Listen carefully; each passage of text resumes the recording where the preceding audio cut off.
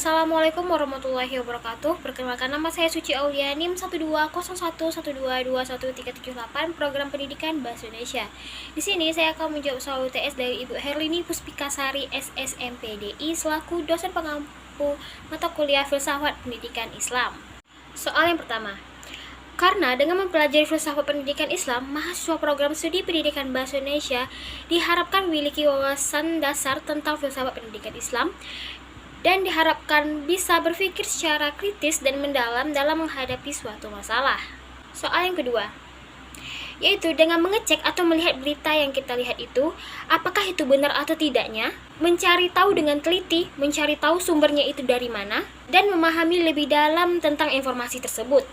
Jangan langsung ditelan mentah-mentah, apalagi disebarluaskan kepada orang banyak. Kita harus mengetahui dulu, perhatikan secara baik-baik dan cari tahu tentang kebenarannya. Bahkan ilmu katsir rahimahumullah dalam tafsir Al-Quran Al-Azim berkata, Allah Ta'ala memerintahkan untuk melakukan cross-check terhadap berita yang disebarluaskan oleh orang fakir.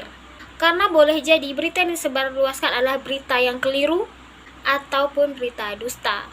Pertanyaan yang ketiga, yaitu dengan mengajak mereka dan mengasah kemampuan berpikir mereka secara sistematis, mendorong mereka untuk melaksanakan pembelajaran yang banyak melibatkan serta memfokuskan pada peserta didik tersebut, dan juga menghargai potensi serta kemampuan anak didik tersebut.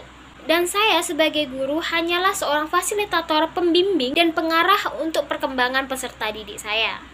Pertanyaan keempat,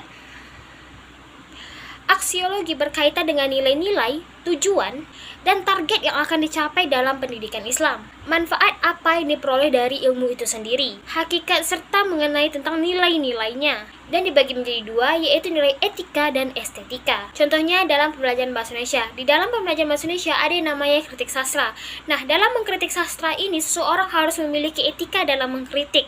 Karena dengan adanya etika, apapun yang dikeluarkan, apapun yang diucapkannya tidak akan menyakiti hati sang pencipta sastra ini. Nah, dalam karya sastra ini juga dapat dikatakan juga bagaimana cara mengajarkan bersikap dengan baik. Di dalam karya sastra juga terdapat nilai estetika, contohnya seperti puisi, syair, di mana penulisnya mengeluarkan kata-kata atau menulis kata-kata dengan indah yang mengajarkan keindahan terhadap karya manusia.